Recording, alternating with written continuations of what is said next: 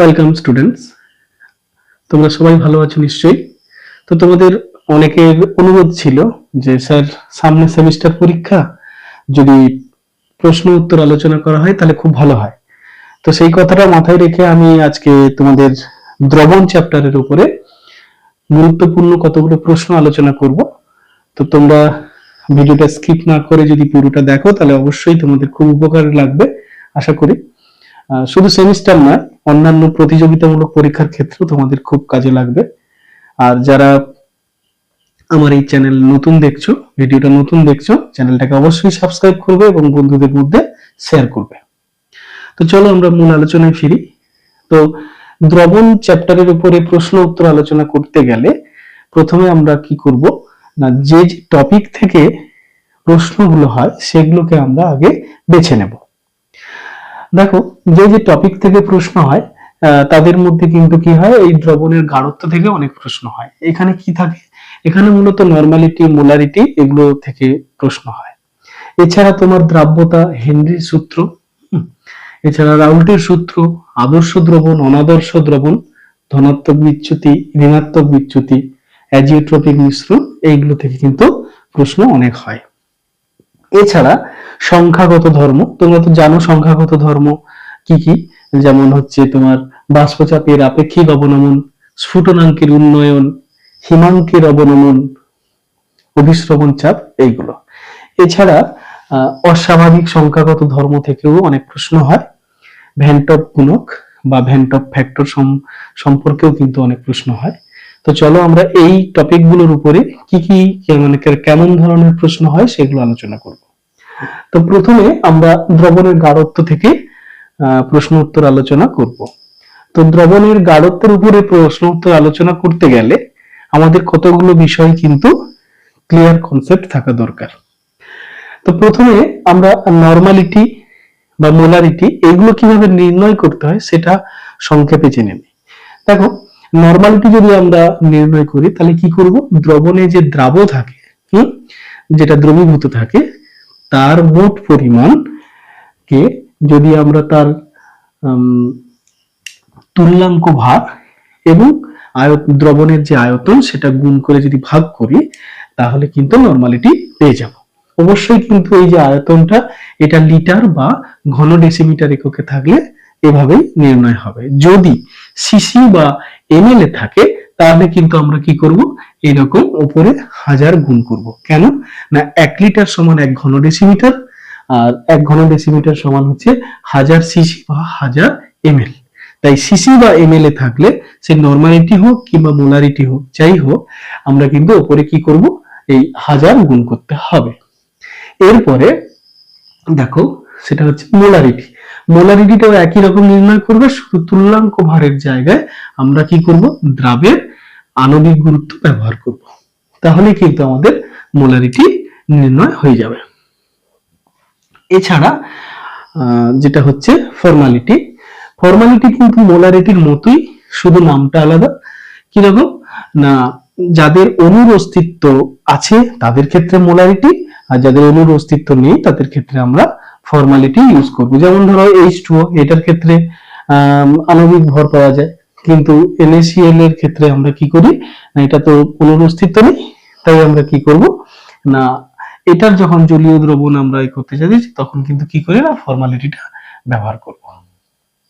ঠিক আছে, এবার দেখো মোলারিটি, এটা কিন্তু খুব গুরুত্বপূর্ণ। মোলারিটি আর মোলালিটি, যখন মোলারিটি তখন কিন্তু দ্রবণের আয়তন ব্যবহার হবে, আর মোলালিটি যখন ব্যবহার হবে তখন কিন্তু দ্রবণে যে দ্রাবক থাকে তার ভর ব্যবহার হবে।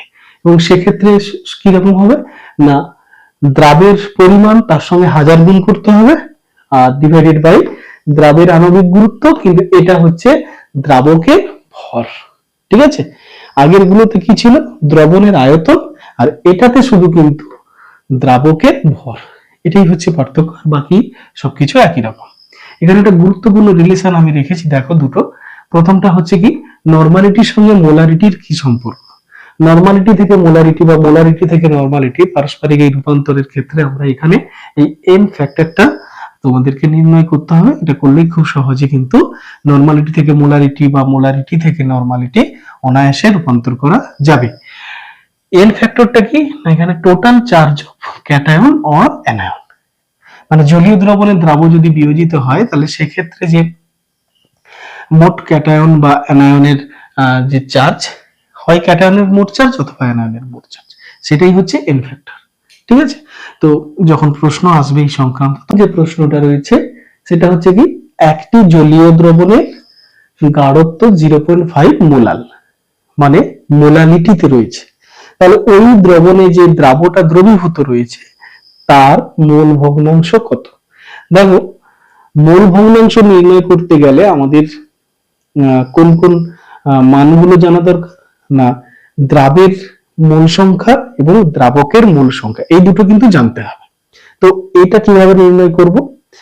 দেখো, যেহেতু দ্রবণের গাঢ়ত্ব 0.5 মোলাল, এর মানে হচ্ছে 1000 গ্রাম দ্রাবকে 0.5 মোল দ্রাব দ্রবীভূত আছে। তাহলে যেহেতু 0.5 মোল দ্রাব দ্রবীভূত আছে, তাহলে দ্রাবের মোল সংখ্যা কিন্তু 0.5, আর দ্রাবকের পরিমাণটা কত রয়েছে? 1000 গ্রাম। তাহলে এই 1000 গ্রাম দ্রাবক মানে কত মোল দ্রাবক, সেটা কিভাবে নির্ণয় করব? 1000 কে দ্রাবকের আণবিক গুরুত্ব দিয়ে ভাগ করব। এখানে দ্রাবকটা কি? জল, জলের আণবিক গুরুত্ব 18, তাই 1000 কে 18 দিয়ে ভাগ করলে কত হচ্ছে? না 55.56। তাহলে এটাই হচ্ছে দ্রাবকের মোল সংখ্যা। তাহলে আমরা দুটো মান পেয়ে গেলাম। এবারে দ্রাবের মোল ভগ্নাংশ নির্ণয় করতে গেলে দ্রাবের মোল সংখ্যাকে আমরা দ্রাব এবং দ্রাবকের মোট মোল সংখ্যা দিয়ে ভাগ করলে দ্রাবের মোল ভগ্নাংশ পেয়ে যাব। তাহলে এই মানগুলো এখানে বসিয়ে দিলাম। বসিয়ে দিলে কত হবে? না 0.00891। এটাকে যদি দশমিকের পরে 3 সংখ্যা পর্যন্ত আমরা আসন্ন মান করি তাহলে কত দাঁড়াবে? 0.009। তাহলে অপশন গুলোর মধ্যে কোন অপশনটা হবে? না অপশন ডি। আশা করি বোঝা গেল। চলো নেক্সট প্রশ্ন। দ্বিতীয় প্রশ্ন, উষ্ণতা দ্বারা প্রভাবিত হয় না। কি কি অপশন রয়েছে?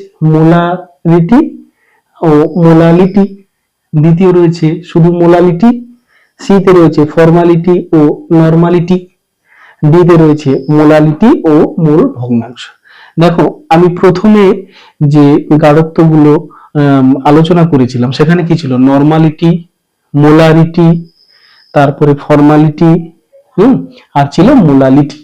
এইগুলোর মধ্যে তোমার নরমালিটি, মোলারিটি, ফর্মালিটি এগুলো হচ্ছে আয়তন, মানে দ্রবণের আয়তনের উপরে নির্ভর করছিল, ব্যবহার হচ্ছিল ওখানে। যখন আয়তন যেটাতে ব্যবহার হবে, দ্রবণের আয়তন, সেটা কিন্তু উষ্ণতার উপরে নির্ভর করবে, কারণ উষ্ণতা বাড়লে বা কমবে আয়তনের পরিবর্তন হয়। ঠিক আছে, কিন্তু মোলালিটি যেটা, সেখানে কিন্তু দ্রবণের আয়তন ব্যবহার হয়নি, সেখানে শুধু কি ব্যবহার হচ্ছিল? দ্রবণে দ্রাবকের ভর ব্যবহার হচ্ছিল। এখন ভর উষ্ণতা দ্বারা পরিবর্তিত হয় না, তার মানে এই মোলালিটি কিন্তু উষ্ণতা দ্বারা প্রভাবিত হয় না। এখন মোলালিটি ছাড়া এখানে যে অপশন রয়েছে সেখানে আরো একটা বিষয় কিন্তু উষ্ণতা দ্বারা প্রভাবিত হয় না, সেটা হচ্ছে কি? না মোল ভগ্নাংশ।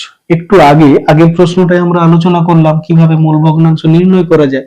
তো মোল ভগ্নাংশে তো মোল সংখ্যা ব্যবহার হয়।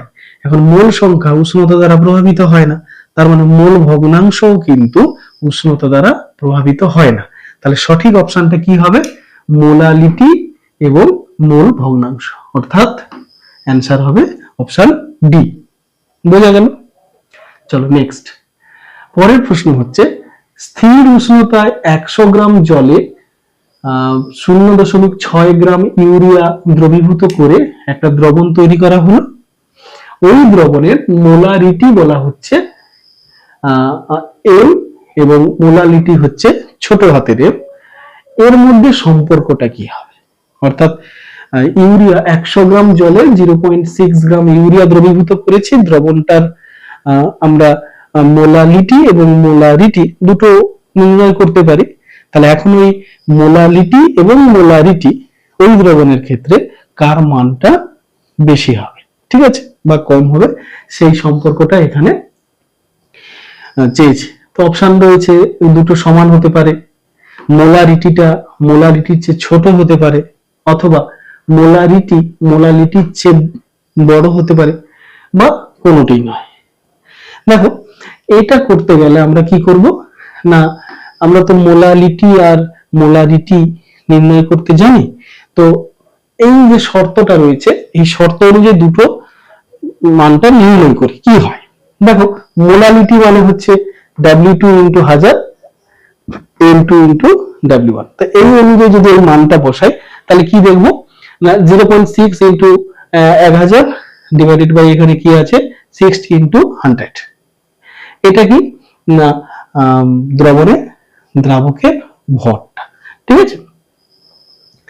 আচ্ছা এবারে যদি আমরা মোলারিটি ব্যবহার করি তাহলে সেখানে কি বসাচ্ছি দেখো না 0.6 এটা তো বসালাম, উপরে 1000 গুণ করলাম, তারপরে 60 হচ্ছে ইউরিয়ার আণবিক গুরুত্ব এবং দ্রবণের আয়তন ভি এমএল। এখন এই যে ভি এমএল টা বসালাম, এটা হচ্ছে দ্রবণের আয়তন। দ্রবণের আয়তন কি দ্রাবক আর দ্রাবের মোট আয়তন। তার মানে এই ভিটা হচ্ছে 100 গ্রাম যে দ্রাবকটা রয়েছে, এই যে 100 গ্রাম জল, 100 গ্রাম জলের আয়তন প্লাস সেখানে যে 0.6 গ্রাম ইউরিয়া রয়েছে তার মোট আয়তন। এখন এই 100 গ্রাম আর 100 গ্রাম জলের আয়তন এবং 0.6 গ্রাম ইউরিয়ার আয়তন, সেটা কিন্তু কার চেয়ে বেশি হবে না 100 গ্রাম জলের আয়তনের চেয়ে বেশি হবে। তার মানে দেখা যাচ্ছে এই যে নিচে এই যে 60 এর সঙ্গে যে ভিএমএলটা আছে, এইখানে যে মানটা ভির মানটা কিন্তু অবশ্যই 100 থেকে বেশি হবে। 100 গ্রাম জলের আয়তন কিন্তু 100 ml হয়, কিন্তু এখানে 100 গ্রাম জলের আয়তনের সঙ্গে ইউরিয়ার আয়তনটাও যোগ হচ্ছে, সুতরাং এইখানে ভির যে মানটা দাঁড়াবে সেটা কিন্তু 100 চেয়ে বেশি হবে। তাহলে দেখো মোলালিটি এবং মোলারিটি উভয় ক্ষেত্রে লব কিন্তু একই রয়েছে। হরে এখানে 60 এর সঙ্গে 100 গুণ হচ্ছে, এখানে কিন্তু 60 এর সঙ্গে 100 চেয়ে বড় একটা সংখ্যা গুণ হবে। তার মানে মোলালিটি আর মোলারিটিতে এখানে কি হচ্ছে না হরটা বেশি হচ্ছে। তাহলে হর যদি বড় হয়ে যায় তাহলে ভাগফলটা কি হয়ে যাবে ছোট হয়ে যাবে। তার মানে এই মোলারিটির চেয়ে কিন্তু বড় হচ্ছে। তাহলে অপশনটা কি হবে, অপশন হবে অপশন সি।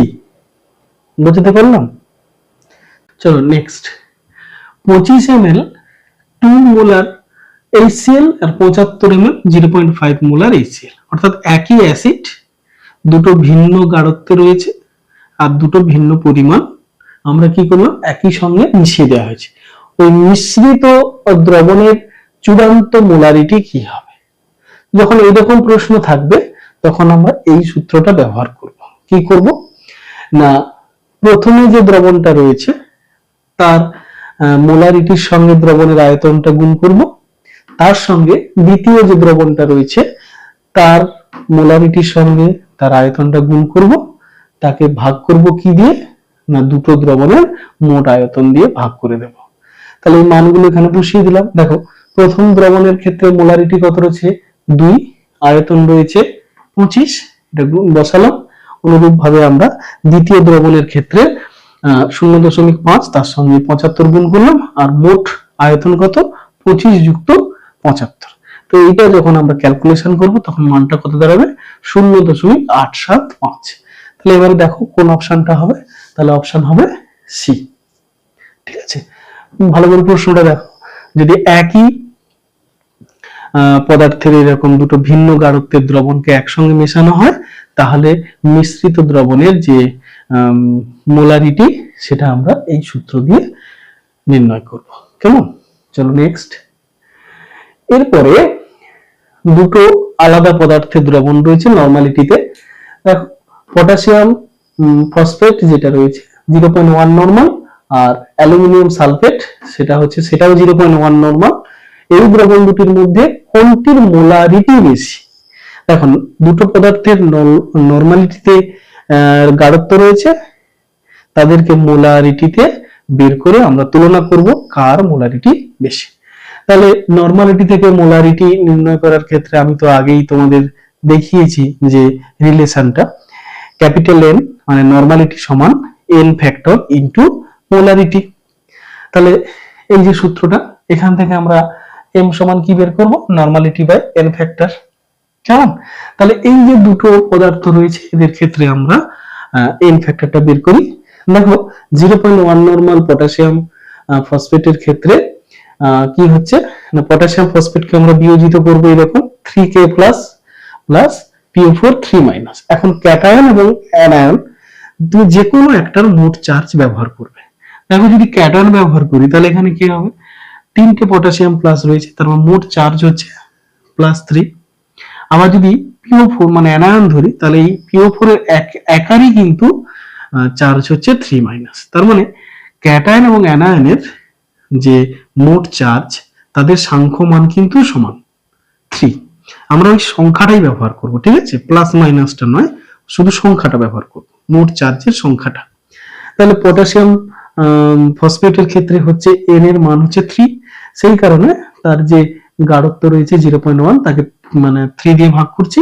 তো আরেকটাতে দেখো অ্যালুমিনিয়াম সালফেটের ক্ষেত্রে আমরা যদি বিয়োজিত করি তাহলে কিরকম এরকম হবে 2Al3 plus plus 3SO4 2 minus. তাহলে তুমি ক্যাটায়ন বা অ্যানায়ন যে কোনো একটার মোট চার্জ হিসেব করো। যদি ক্যাটায়ন ধরি তাহলে কত হবে, একটা অ্যালুমিনিয়ামের ক্ষেত্রে 3 প্লাস, দুটো রয়েছে, মোট হচ্ছে 6 প্লাস। এবারে শুধু সংখ্যাটা নেব, অর্থাৎ 6 বা 6। তাহলে সেই 6 দিয়ে ভাগ করলাম নরমালিটিকে। তাহলে এবারে দেখো এখানে ভাগ করার দরকার নেই, তুমি দেখেই বুঝতে পারছো ওপরে দুজনেরই একই সংখ্যা রয়েছে, লব একই, কিন্তু হরটা পটাশিয়াম ফসফেটের ছোট আর অ্যালুমিনিয়াম সালফেটের বড়। তাহলে হর যার ছোট থাকবে সেক্ষেত্রে ভাগফলটা কি হবে, বেশি বড় হবে। তার মানে অবশ্যই কিন্তু কি হবে না, পটাশিয়াম ফসফেটের ক্ষেত্রে মোলারিটিটা বেশি হবে কার তুলনায়, অ্যালুমিনিয়াম সালফেটের তুলনায়। তাহলে অপশনটা কি হবে না, কার বেশি হবে না 0.1 নরমাল এই পটাশিয়াম ফসফেটের মোলারিটি বেশি হবে। অপশন এ হচ্ছে সঠিক উত্তর। চলো নেক্সট, এরপরে হচ্ছে 25.3 গ্রাম সোডিয়াম কার্বনেট পর্যাপ্ত পরিমাণ জলে দ্রবীভূত করে মোট 250 ml দ্রবণ প্রস্তুত করা হয়েছে। এরপরে কি হলো, যদি সোডিয়াম কার্বনেট সম্পূর্ণভাবে বিয়োজিত হয় তাহলে দ্রবণে সোডিয়াম আয়ন এবং কার্বনেট আয়নের মোলার গাঢ়ত্ব যথাক্রমে কত হবে। ব্যাপারটা বোঝার চেষ্টা করো। একটা সোডিয়াম কার্বনেটের দ্রবণ রয়েছে, সেই দ্রবণে ধরে নেওয়া হচ্ছে যে সোডিয়াম কার্বনেট সম্পূর্ণ বিয়োজিত হবে, তাহলে উৎপন্ন সোডিয়াম আয়ন এবং কার্বনেট আয়নের মোলার গাঢ়ত্ব কত হবে। দেখো তাহলে সোডিয়াম কার্বনেটের যে দ্রবণের গাঢ়ত্ব সেটা আমরা নির্ণয় করার তো আগেই নিয়ম শিখেছি। তাহলে সোডিয়াম কার্বনেটের মোট ভর তার সঙ্গে 1000 গুণ করব, ভাগ করব সোডিয়াম কার্বনেটের তুল্যাঙ্ক ভর। এখানে যেহেতু মোলারিটি বলেছে তাহলে এখানে আমরা কি বের করব, তুল্যাঙ্ক ভর নয়, এখানে ব্যবহার করব আণবিক ভর। আণবিক ভরটা ব্যবহার করলাম। আর দ্রবণের আয়তন হচ্ছে কি 250, তো মানটা কত দাঁড়ালো 0.955। এইবারে তার মানে কি করতে হবে, এরপর দ্রবণের কি প্রথমে তোমরা কি করবে, দ্রবণের মোলার গাঢ়ত্ব বের করে নেবে। এরপরে সেই দ্রবণে যে আয়নগুলো থাকবে তাদের মোলার ভরটা মোলার গাঢ়ত্বটা বের করবে। এখানে সোডিয়াম প্লাসের মোলার গাঢ়ত্ব কত হবে, এই যে কনসেন্ট্রেশন অফ সোডিয়াম প্লাস মানে হচ্ছে, দেখো আমরা যদি সোডিয়াম কার্বনেটকে বিয়োজন করি তাহলে কিন্তু কি হবে, সোডিয়াম প্লাস আয়ন দুটো হবে 2Na প্লাস আর CO3 2 মাইনাস। তাহলে যেহেতু সোডিয়াম কার্বনেটের বিয়োজনে দুটো Na প্লাস তৈরি হয়, তাই দ্রবণের মোট এই সোডিয়াম কার্বনেট দ্রবণের যে গাঢ়ত্ব তার সঙ্গে Na প্লাস যতগুলো উৎপন্ন হয় সেটা আমরা গুণ করব। উৎপন্ন ক্যাটায়ন সংখ্যা ইনটু দ্রবণের গাঢ়ত্ব গুণ করলেই ক্যাটায়নের মোলার গাঢ়ত্ব পেয়ে যাব। অনুরূপ ভাবে অ্যানায়নের ক্ষেত্রে কি হবে না, উৎপন্ন অ্যানায়নের সংখ্যা ইনটু দ্রবণের মোট গাঢ়ত্ব। তো এটা গুণ করলে কত হচ্ছে? 0.955। তাহলে উত্তরটা কি হবে? না, উত্তরটা হচ্ছে বি। আমার এই ক্যালকুলেশন থেকে যে মানটা ম্যাচ করছে সেটা হচ্ছে অপশন বি। তো বোঝাতে পারলাম? এবারে দেখো, এবারে যে টপিক থেকে আমরা প্রশ্ন আলোচনা করব সেটা হচ্ছে দ্রাব্যতা এবং হেনরির সূত্র। প্রথম যে প্রশ্নটা রয়েছে দেখো, বিভিন্ন গ্যাসের ক্ষেত্রে হেনরি ধ্রুবকের সঠিক বক্তব্য কোনটি? কি কি রয়েছে? নির্দিষ্ট চাপে KH, এটাই হচ্ছে হেনরি ধ্রুবক। KH যত বেশি গ্যাসের দ্রাব্যতা তত বেশি। আর একটা রয়েছে KH যত বেশি গ্যাসের দ্রাব্যতা তত কম। আর একটা রয়েছে KH গ্যাসের প্রকৃতির উপর নির্ভর করে না। আর একটা রয়েছে নির্দিষ্ট চাপে সব গ্যাসের KH সমান। এখন হেনরি ধ্রুবকের ক্ষেত্রে কোনটা সঠিক বক্তব্য সেটা জানতে গেলে আমাদের দেখো সমীকরণটা জানতে হবে। এখানে কি না, P সমান KH ইন্টু X2। P হচ্ছে ওই গ্যাসের যে আংশিক চাপ, এবং এটা হেনরি ধ্রুবক এবং তার মোল ভগ্নাংশ গ্যাসের। তো এটা থেকে আমরা কি পাই? KH সমান P বাই X2। এই যে X2, এইটা কিন্তু দ্রাব্যতাকে প্রকাশ করে। এটা হচ্ছে মোল ভগ্নাংশ। দেখো, যে গ্যাস দ্রাবকে মানে তরল দ্রাবকে যত বেশি দ্রবীভূত হবে, তাহলে দ্রবণে তার মোল ভগ্নাংশটাও তত বাড়বে। তার মানে X2 এর সঙ্গে কিন্তু দ্রাব্যতার একটা সমানুপাতিক সম্পর্ক রয়েছে। এবারে হেনরি ধ্রুবকের সঙ্গে X2 এর কি সম্পর্ক? ব্যস্তানুপাতিক। তার মানে আমরা বলতে পারি যে হেনরি ধ্রুবক যদি বেশি হয় তাহলে তার দ্রাব্যতা কিন্তু কমে যাবে। যেহেতু মোল ভগ্নাংশ কমে যাচ্ছে তাহলে দ্রাব্যতাও কমে যাচ্ছে। তাহলে সঠিক উত্তরটা কি হবে? নির্দিষ্ট চাপে KH যত বেশি হবে গ্যাসের দ্রাব্যতা তত কম হবে। তাই অ্যান্সার কত হবে? বি। এরপরে দেখো, 293 কেলভিন তাপমাত্রায় কয়েকটি গ্যাসের হেনরি ধ্রুবকের মান দেওয়া হয়েছে। এই প্রশ্নটা কিন্তু বিভিন্ন পরীক্ষায় প্রায় আসে, ঠিক আছে? তোমাকে এখানে হিলিয়াম, নাইট্রোজেন, হাইড্রোজেন এবং অক্সিজেন এদের কিন্তু KH এর মানটা দিয়েছে। সেখান থেকে তোমাকে কি বের করতে হবে? না, দ্রাব্যতার সঠিক ক্রম। একটু আগে কিন্তু আমি কি আলোচনা করলাম? হেনরি ধ্রুবকের সঙ্গে দ্রাব্যতার সম্পর্ক। সম্পর্কটা কি? ব্যস্তানুপাতিক। তাহলে এখানে সব তো ছোট থেকে বড় সাজানো আছে দ্রব্যতা। তার মানে আমাকে কি করতে হবে? না, এই যে হেনরির যে ধ্রুবক গুলো রয়েছে সেটাকে বড় থেকে ছোট আকারে সাজাতে হবে। তাহলে বুঝতে পারবে ব্যস্তানুপাতিক সম্পর্ক। তাহলে দেখো, হেনরি ধ্রুবক যার সবচেয়ে বেশি, দ্রাব্যতা তার সবচেয়ে কম। এখানে হিলিয়ামের হেনরি ধ্রুবকের মানটা সবচেয়ে বেশি, তার মানে এটা কম হবে। হিলিয়াম বাদ দিলে বাকি তিনটের মধ্যে যদি দেখি তাহলে কার বেশি আছে? না, নাইট্রোজেনের। তার মানে নাইট্রোজেনেরটা এই তিনটের মধ্যে কম হবে। এই হাইড্রোজেন আর অক্সিজেনের মধ্যে হাইড্রোজেনেরটা বেশি আছে, তার মানে সেটা অক্সিজেনের তুলনায় একটু কম হবে। তাহলে সঠিক অর্ডারটা কি হবে? এইটা। বুঝে গেল? 9 নম্বর প্রশ্ন, উচ্চ উচ্চ উচ্চ উচ্চতায় অক্সিজেনের আংশিক চাপ সমুদ্র পৃষ্ঠের তুলনায় কম। এর ফলে কি ঘটে? মানে আমরা যখন উঁচুতে উঠে যাই তখন কি বলা হচ্ছে? সমুদ্রপৃষ্ঠ থেকে যখন উঁচুতে উঠে যাব তখন অক্সিজেনের আংশিক চাপটা সমুদ্রপৃষ্ঠের তুলনায় কম হয়। এটা স্বাভাবিক, উঁচুতে উঠলে অক্সিজেন কমে যায়। তাহলে কি ঘটনাগুলো ঘটে? এখানে 4টে অপশন রয়েছে। প্রথমে বলা হচ্ছে রক্ত ও কলায় অক্সিজেনের ঘনত্ব কমে যায়, রক্ত ও কলায় অক্সিজেনের ঘনত্ব বেড়ে যায়, দ্রবীভূত গ্যাস বেরিয়ে গিয়ে রক্তে নাইট্রোজেনের বুদবুদ তৈরি হয়, আর একটা হচ্ছে রক্ত ও কলা ঘন হয়ে যায়। দেখো, আগের যে দুটো প্রশ্ন আলোচনা করলাম সেখানে আমরা কি জানতে পারলাম? যে সেখানে জানতে পারলাম যে হেনরি ধ্রুবকের মান যত বেশি হবে দ্রাব্যতা তত কমে যাচ্ছে। এবারে যত উপরে উঠছি সেখানে তো বলেই দিচ্ছে আংশিক চাপ সমুদ্রপৃষ্ঠের তুলনায় কিন্তু কমে যাচ্ছে। তাহলে আংশিক চাপ যেহেতু কমে যাচ্ছে তার মানে এখানে কি হচ্ছে, এই কেএইচ এর মানটা তো ধ্রুবক, তাহলে আংশিক চাপের সঙ্গে মানে মল ভগ্নাংশের কি সম্পর্ক, সমানুপাতিক সম্পর্ক। ঠিক আছে, তাহলে আংশিক চাপ যেহেতু কমে যাচ্ছে, তার মানে উচ্চতায় মূল ভগ্নাংশ কমে যাচ্ছে। মূল ভগ্নাংশ মানে কি, দ্রাব্যতা কমে যাওয়া, মানে অক্সিজেনের পরিমাণটা কিন্তু কমে যাবে। তাহলে সেক্ষেত্রে কি হবে না, রক্ত ও কলায় অক্সিজেনের ঘনত্ব কমে যাবে। ঠিক আছে। 10 রয়েছে প্রদত্ত কোন গ্যাসের ক্ষেত্রে হেনরির সূত্র প্রযোজ্য নয়। খুব ইম্পর্টেন্ট প্রশ্ন কিন্তু। ঠিক আছে, এখানে 4টে অপশন রয়েছে, হ্যাঁ 3টে রয়েছে, 3টের মধ্যে 3টে থেকে কিন্তু আবার 4টে অপশন তৈরি করা হয়েছে। বলা হচ্ছে কোন গ্যাসের ক্ষেত্রে হেনরির সূত্র প্রযোজ্য নয়। আগে দেখে নিই যে হেনরির সূত্র কোন কোন ক্ষেত্রে প্রযোজ্য নয়। দেখো, যে সকল গ্যাস তরল দ্রাবকে অধিক মাত্রায় দ্রবীভূত হয় তাদের ক্ষেত্রে প্রযোজ্য নয়।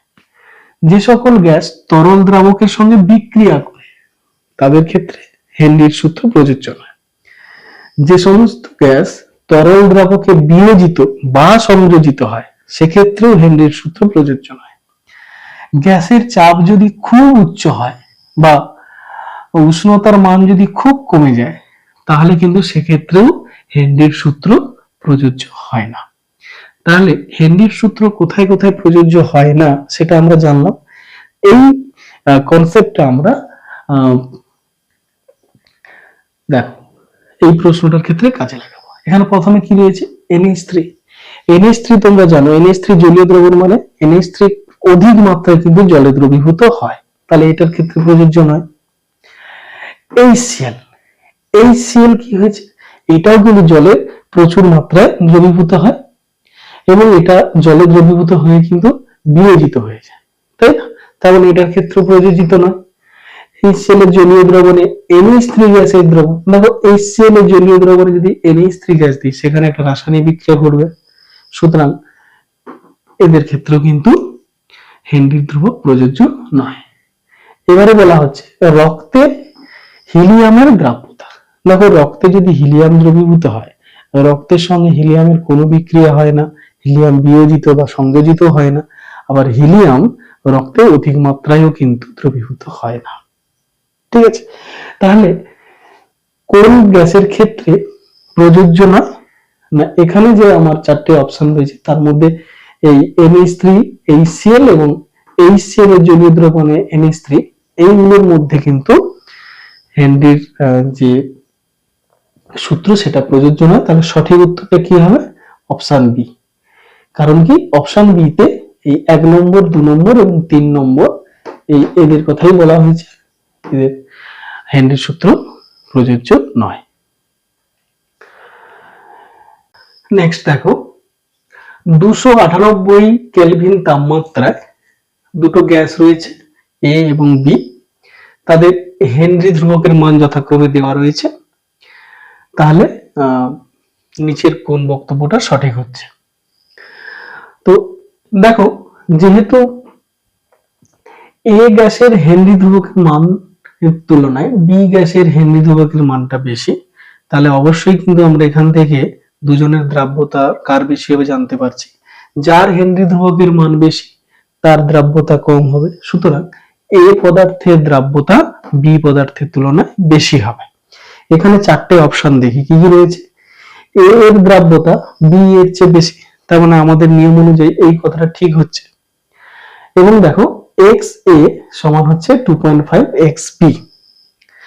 এবার দেখো এই মানটা তাহলে আমাদেরকে নির্ণয় করতে হবে। চলো দ্বিতীয় অপশনটা দেখি। বি এর দ্রাব্যতা এ এর চেয়ে বেশি, এটা ঠিক নয়। উভয় গ্যাসের দ্রাব্যতা সমান, এই বক্তব্যটাও ঠিক নয়। ডিটা দেখো, এ এর দ্রাব্যতা বি এর চেয়ে কম এবং XB সমান 2XA। তাহলে এই 4টে যে অপশন রয়েছে তার মধ্যে কিন্তু আমাদের এই এ অপশনের এই কথাটা কিন্তু মিলে যাচ্ছে। বাকি থাকলো এই যে গণনাটা। এখানে দেখো XA সমান কিন্তু 2.5 XB, এই যে সঙ্গে রিলেশনটা এখানে লেখা রয়েছে, এখান থেকেও কিন্তু আমরা বলতে পারি XA কিন্তু XB এর তুলনায় বড়। এক্স এ হচ্ছে এ গ্যাসের মোল ভগ্নাংশ, তাই না? তাহলে এ গ্যাসের দ্রাব্যতা যেহেতু বেশি, তার মানে মোল ভগ্নাংশটাও বেশি হবে। সুতরাং এই অপশনটা আমাদের পুরোপুরি মিলে গেল। তাহলে উত্তরটা কি হবে? Option A.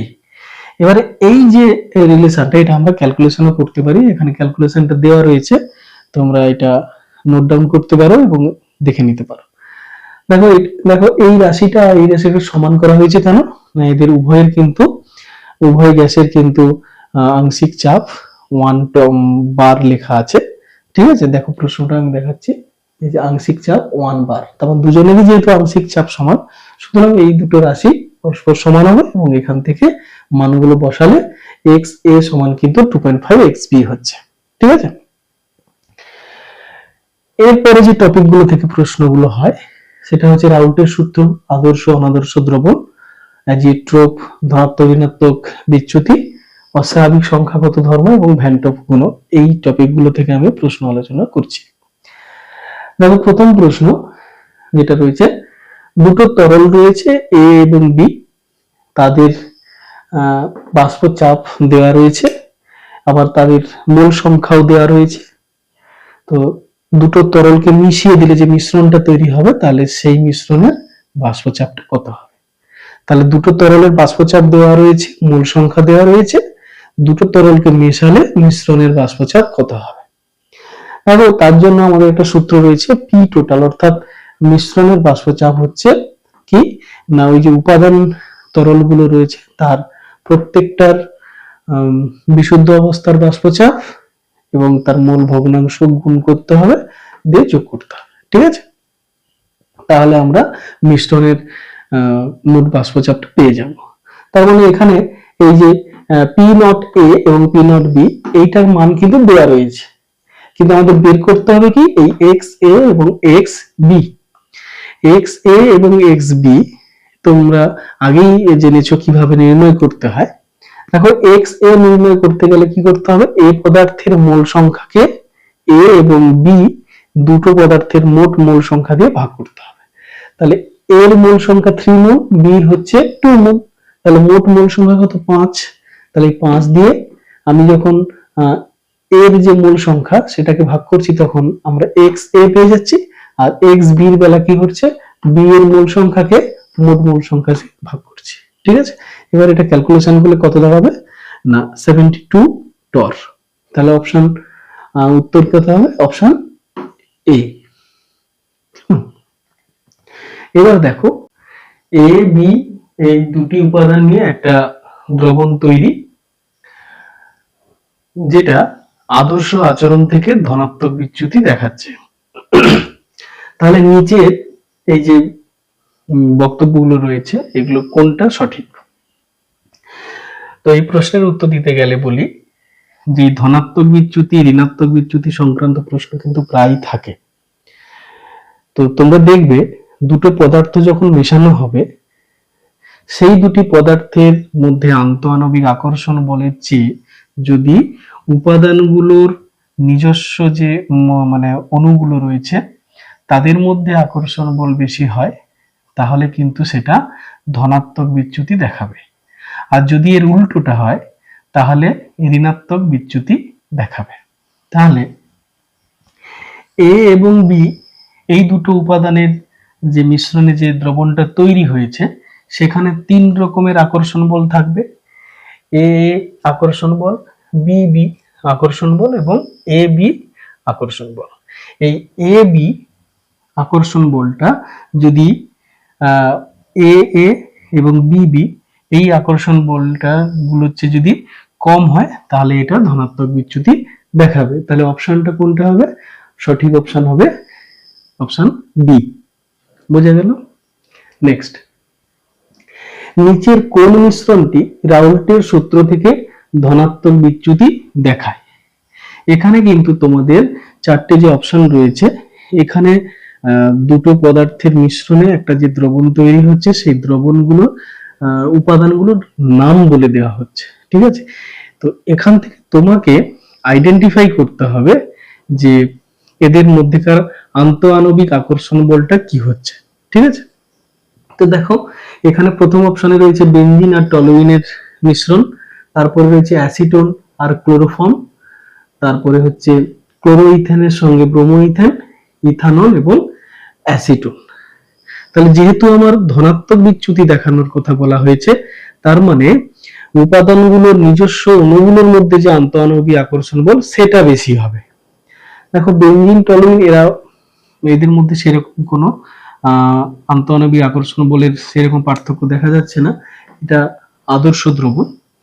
অ্যাসিটোন আর ক্লোরোফর্মের ক্ষেত্রে কিন্তু কি হয় না, অ্যাসিটোন আর ক্লোরোফর্ম এই দুটো পদার্থের যে অণুগুলো রয়েছে তারা পরস্পরের আন্তঃআণবিক আকর্ষণ বল বেশি হয়, সুতরাং এটা ধনাত্মক বিচ্যুতি দেখাবে না। ক্লোরোইথেন ব্রোমোইথেন এরাও দেখাবে না।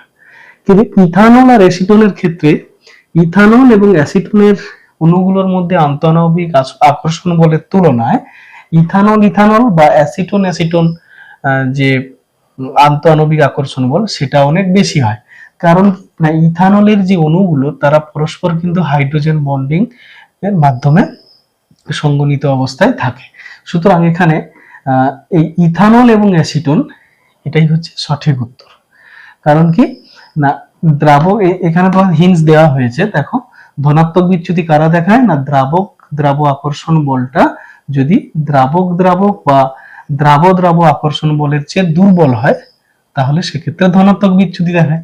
তো এখানে ইথানল আর অ্যাসিটোনের মধ্যে যে দ্রাবক আর দ্রাব আকর্ষণটা রয়েছে সেটা ইথানল বা অ্যাসিটোন এদের আকর্ষণ বলের তুলনায় কিন্তু দুর্বল, তাই এটাই হচ্ছে ধনাত্মক বিচ্যুতি দেখাবে। নেক্সট, কোন মিশ্রণটি সর্বনিম্ন স্ফুটনাঙ্কের অ্যাজিওট্রপিক মিশ্রণ দেখাবে? দেখো অ্যাজিওট্রপিক মিশ্রণ মানে হচ্ছে যে ধরো দুটো পদার্থ তুমি মেশালে, দুটো পদার্থের কিন্তু ভিন্ন স্ফুটনাঙ্ক রয়েছে, কিন্তু মেশানোর পরে ওই যে মিশ্রণটা হলো ওটা কিন্তু একটা নির্দিষ্ট উষ্ণতায় ফুটতে শুরু করবে, অর্থাৎ যখনই তুমি মিশিয়ে দিলে তখন উপাদানগুলো কিন্তু একটা নতুন স্ফুটনাঙ্কে একই সঙ্গে দুটোই ফুটতে শুরু করছে, এটাই হচ্ছে অ্যাজিওট্রপিক মিশ্রণ। তো এটা সর্বনিম্ন স্ফুটনাঙ্কের অ্যাজিওট্রপিক মিশ্রণটা কোনটা হবে না, সর্বনিম্ন স্ফুটনাঙ্কের অ্যাজিওট্রপিক মিশ্রণ বলতে তোমরা সেটাকেই বুঝবে যেটা ধনাত্মক বিচ্যুতি দেখায়, ঠিক আছে? তাহলে এখানে দেখো জল, নাইট্রিক অ্যাসিড, ইথানল, ক্লোরোফর্ম রয়েছে, জল, পারক্লোরিক অ্যাসিড এবং হেপটেন, অক্টেন। তাহলে এদের মধ্যে তোমাকে দেখতে হবে কোনটা ধনাত্মক বিচ্যুতি দেখায়, অর্থাৎ কোনটার মধ্যে দ্রাবক দ্রাব আকর্ষণ বলের তুলনায় দ্রাব আকর্ষণ বলটা বেশি হয়। তো এখানে এই যে ইথানল আর ক্লোরোফর্ম, এই ইথানল আর ক্লোরোফর্মের মধ্যে দ্রাবক দ্রাব আকর্ষণ বলটা তুলনামূলক কম হয়, দ্রাব আকর্ষণ বলটা বেশি হয়, অর্থাৎ ইথানলের মধ্যে আন্তঃআণবিক আকর্ষণ বল অনেক বেশি, ক্লোরোফর্মের মধ্যে আন্তঃআণবিক আকর্ষণ বলটা অনেক বেশি হয় ইথানল আর ক্লোরোফর্মের আন্তঃআণবিক আকর্ষণ বলের তুলনায়। সুতরাং ইথানল আর ক্লোরোফর্ম এটা ধনাত্মক বিচ্যুতি দেখাবে, তার মানে এটাই হবে সর্বনিম্ন স্ফুটনাঙ্কের অ্যাজিওট্রপিক মিশ্রণ। হিন্টসটা দেওয়া রয়েছে দেখে নাও, দ্রাবক আকর্ষণ বল কম হবে, তারা ধনাত্মক বিচ্যুতি দেখাবে, আর তারাই হচ্ছে সর্বনিম্ন স্ফুটনাঙ্কের অ্যাজিওট্রপিক মিশ্রণ হবে। কেমন? এবার দেখো নেক্সট, এ ও বি এটা মিশিয়ে একটা দ্রবণ করা হয়েছে, এটা হচ্ছে আদর্শ দ্রবণ থেকে ঋণাত্মক বিচ্যুতি, মানে এতক্ষণ আমরা ধনাত্মক বিচ্যুতি নিয়ে আলোচনা করেছি, ঠিক তার বিপরীতটা। তাহলে এখানে ঋণাত্মক বিচ্যুতির জন্য কোনটা হবে না, আমরা দেখব দ্রাবক আকর্ষণ বলটা কি হবে, এক্ষেত্রে দ্রাবক আকর্ষণ বলগুলোর থেকে কিন্তু বেশি হবে, ঠিক আছে? তার মানে এখানে কোন অপশনটা হবে, অপশন এ, কারণ এখানে দেখো এ বি বি এই যে আকর্ষণ বলগুলো, আন্তঃআণবিক আকর্ষণ বলগুলো, এগুলো কিন্তু দ্রাব আকর্ষণ বল, এদের তুলনায় এ এবং বি অর্থাৎ দ্রাবক আকর্ষণ বলটা কিন্তু কি হচ্ছে, অনেক বেশি হচ্ছে, ঠিক আছে? তার মানে এই অপশনটা হবে। এখানে কি হচ্ছে, দ্রাব আকর্ষণ বলটা দ্রাবক আকর্ষণ বলের চেয়ে কম, মানে দ্রাবক আকর্ষণ বলটা এদের তুলনায় বেশি, ঠিক আছে? এখানে সেই কথাটা অপশন এর সঙ্গে ম্যাচিং করছে। সুতরাং উত্তরটা হবে অপশন এ। এবার দেখো ক্লোরোফর্ম অ্যাসিটোনের দ্রবণ, এটা কি ধরনের বিচ্যুতি দেখাবে? এইরকম একটা ধরো তোমাকে মিশ্রণ তুলে দেবে, সেখান থেকে প্রশ্ন করবে এটা কি ধরনের বিচ্যুতি দেখাবে। তো দেখো ক্লোরোফর্ম আর অ্যাসিটোন, এখানে ক্লোরোফর্ম আর অ্যাসিটোন কিন্তু যখন তুমি মেশাবে তখন ক্লোরোফর্ম এবং অ্যাসিটোনের অণুগুলো পরস্পর আন্তঃআণবিক হাইড্রোজেন বন্ধনের মাধ্যমে সংগঠিত থাকবে। তার মানে কি হচ্ছে, ক্লোরোফর্মের সঙ্গে অ্যাসিটোন আন্তঃআণবিক আকর্ষণ বলে যুক্ত থাকছে, অর্থাৎ দ্রাব দ্রাব আকর্ষণ বলটা অনেক বেশি হয়ে যাচ্ছে। কার তুলনায়? দ্রাব দ্রাব, অর্থাৎ ক্লোরোফর্মের আন্তঃআণবিক আকর্ষণ বল অ্যাসিটোনের মধ্যে আন্তঃআণবিক আকর্ষণ বলের তুলনায় ক্লোরোফর্ম অ্যাসিটোনের আন্তঃআণবিক আকর্ষণ বলটা অনেক বেশি। তার মানে এটা কি হলো? এটা ঋণাত্মক বিচ্যুতি দেখাবে। তাহলে উত্তরটা হবে অপশন ডি। বুঝে গেল? এরপরে দেখো নিচের কোন মিশ্রণটি সর্বোচ্চ স্ফুটনাঙ্কের অ্যাজিওট্রপ গঠন করে? আমরা এর একটু আগে সর্বনিম্ন স্ফুটনাঙ্কের অ্যাজিওট্রপ বলেছি, সেটা কোনটা? না, যারা ধনাত্মক বিচ্যুতি দেখায়। আর যারা ঋণাত্মক বিচ্যুতি দেখাবে তারাই হচ্ছে সর্বোচ্চ স্ফুটনাঙ্কের অ্যাজিওট্রপ গঠন করবে। আর ঋণাত্মক বিচ্যুতি কারা দেখাবে সেই নিয়মটা তো আমি একটু আগেই বললাম। তাহলে সেই অনুযায়ী এখানে উত্তরটা কি হবে? Option C. দেখো acetone, carbon disulphide, ethanol, জল, নাইট্রিক অ্যাসিড, হেপটেন, অকটেন, এটা আদর্শ দ্রবণ। এই জল আর নাইট্রিক অ্যাসিড এটা কি হবে? না, এটা ঋণাত্মক বিচ্যুতি দেখাবে। ঠিক আছে, যেহেতু এটা ঋণাত্মক বিচ্যুতি দেখাবে তাহলে এটাই হচ্ছে সর্বোচ্চ স্ফুটনাঙ্কের অ্যাজিওট্রপ। বুঝা গেল? এরপরে দেখো একটি আদর্শ দ্রবণের ক্ষেত্রে নিচের কোন রাশিটি শূন্যের সমান নয়? অর্থাৎ কোনটা শূন্য হবে না? আদর্শ দ্রবণের ক্ষেত্রে ডেল ভি মিক্স 0 হয় আর হচ্ছে ডেল এইচ মিক্স 0 হয়। অর্থাৎ এনথালপির পরিবর্তন, মানে দ্রবণ যখন হবে তৈরি হবে মিক্সারের এনথালপির পরিবর্তনটা শূন্য হয় আর মিশ্রণের আয়তনের পরিবর্তনটা শূন্য হয়।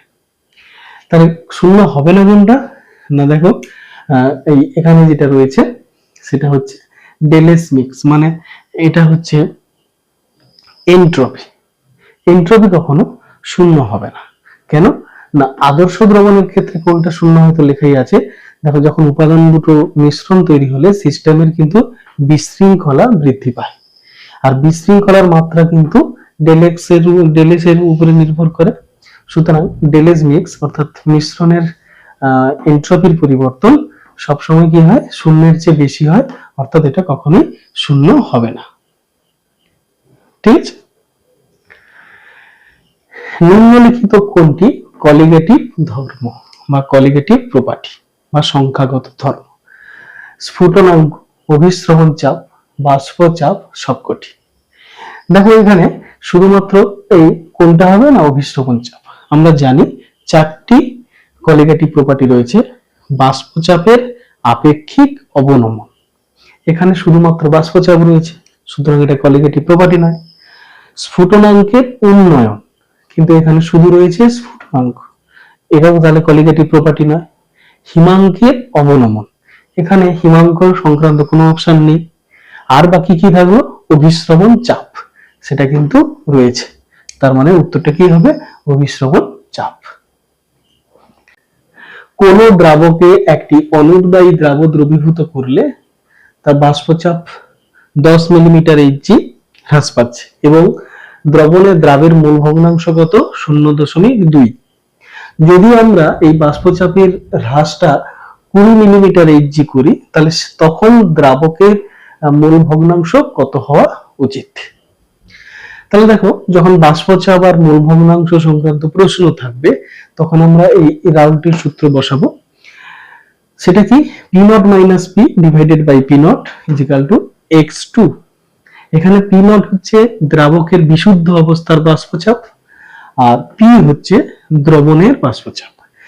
এইবারে এই P0 - P এটাই হচ্ছে বাষ্পচাপের অবনমন বা হ্রাস। তাহলে এটাই বলেছে 10 মিলিমিটার এইচজি। তাহলে যখন এটা আমরা 10 বসালাম তার মানে সেটা কি হবে? 10 বাই P0 সমান 0.2। এখন এই P0 যে রয়েছে এটার মান কিন্তু দেওয়া নেই, আর এটা আমাদের প্রয়োজনও নেই। এটা ছাড়াও আমরা অঙ্কটা করতে পারবো। দেখো, এই 10কে যখন আমরা 20 করছি, অর্থাৎ কত হচ্ছে, দ্বিগুণ হচ্ছে। তাহলে বাষ্পচাপের হ্রাস যদি দ্বিগুণ হয়, তাহলে এইখানে এই যে মানটা থাকবে, তাহলে এটাও দ্বিগুণ হবে, তাই না? কারণ নিচের অংশটা তো সমান। তাহলে বাম দিকে যদি এটা 20 করতে হয়, 2 গুণ করতে হয়, তাহলে সমাধানে মানে ইকুয়েশনের সমীকরণের যে নিয়ম, তাহলে বাম দিকে যদি আমি 2 গুণ করি, তাহলে অবশ্যই ডান দিকে কি করব, 2 গুণ করব। তাহলে তখন সমীকরণটা কি দাঁড়াবে না, 20/p0 সমান কিন্তু এটা এই 0.2 এর সঙ্গে 2 গুণ করলে কত হবে, 0.4। তাহলে সুতরাং x মানটা তাহলে কি হবে, এই যে 0.4 বেরোলো, এটা কিন্তু কি এই x2 এর মান। যখন 20 মিলিমিটার এই যে বাষ্পচাপ হ্রাস পাচ্ছে, তখন x2 কত হচ্ছে, 0.4। এখন দ্রাবের মোল ভগ্নাংশ পেয়ে গেলে দ্রাবকের মোল ভগ্নাংশ আমরা অনায়াসে করতে পারবো, কারণ দ্রাব এবং দ্রাবকের মোল ভগ্নাংশের সমষ্টি সর্বদাই 1 হয়। তাহলে 1 থেকে যদি আমি দ্রাবের মোল ভগ্নাংশ বিয়োগ করে দিই, তাহলে সেটাই আমরা কি পাবো, দ্রাবকের মোল ভগ্নাংশ। তাহলে x1 সমান 1 মাইনাস x2 সমান কি হবে না, 1 মাইনাস 0.4, সংখ্যাটা কত হবে, 0.6। তাহলে এটাই হচ্ছে উত্তর। তাহলে কোন অপশনটা হবে, অপশন বি। বোঝা গেল? নেক্সট, নির্দিষ্ট তাপমাত্রায় 0.2 মোল অনুদ্বায়ী দ্রাবক এবং 0.8 মোল দ্রাবক যুক্ত একটি আদর্শ দ্রবণের বাষ্পচাপ কত হচ্ছে, 60 মিলিমিটার এইচ। একই তাপমাত্রায় বিশুদ্ধ দ্রাবকের বাষ্পচাপ কত? দেখো, এটা করতে গেলে সেই আগের যে সূত্রটা আছে, যেটা একটু আগে আমরা বললাম, সেই সূত্রের কিন্তু আমাদের সাহায্য নিতে হবে। তো তার আগে আমাদের কি করতে হবে না, এই যে ডেটাটা দেওয়া আছে, এই ডেটা থেকে আমাদের x2 এর মানটা কিন্তু বের করে নিতে হবে। দেখো, এখানে কি বলেছে, দ্রাবক কত রয়েছে, 0.2 মোল, আর দ্রাবক কত রয়েছে, 0.8 মোল। তাহলে যেহেতু দ্রাব আর দ্রাবকের মোল সংখ্যাটা দেওয়া রয়েছে, সুতরাং সেখান থেকে আমি দ্রাবের মোল ভগ্নাংশ বের করব এই সূত্র দিয়ে, n2/n1 + n2। মানগুলো বসালাম, বসালে কি দাঁড়াবে, 0.2। তাহলে 0.2 হলো। তাহলে x2 এর মানটা এখানে আমরা কি বসাবো, 0.2।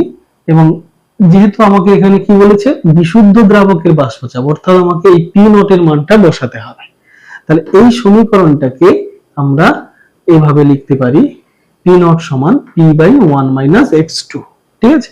এখন দেখো, p0 এর তাহলে p এর মানটা বলে দিয়েছে কত, 60 দ্রবণের বাষ্পচাপ, আর এই x2 এর মানটা আমরা গণনা করেছি 0.2। তো এখানে বসিয়ে দিলে মানটা কত দাঁড়াবে, 75। তাহলে উত্তরটা কত হবে, অপশন সি, 75 মিলিমিটার এইচ। ঠিক আছে? দেখো, 1.0 মোলার KI এর একটি জলীয় দ্রবণের ক্ষেত্রে নিচের কোন পরিবর্তনের ফলে দ্রবণের বাষ্পচাপ বৃদ্ধি পাবে? এটা খুব একটা ইম্পর্টেন্ট প্রশ্ন এবং বেশ মজার।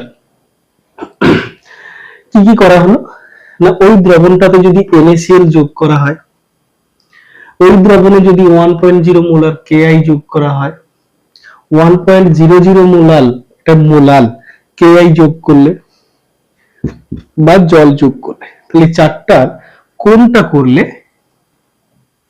দ্রবণের বাষ্পচাপটা বৃদ্ধি পাবে?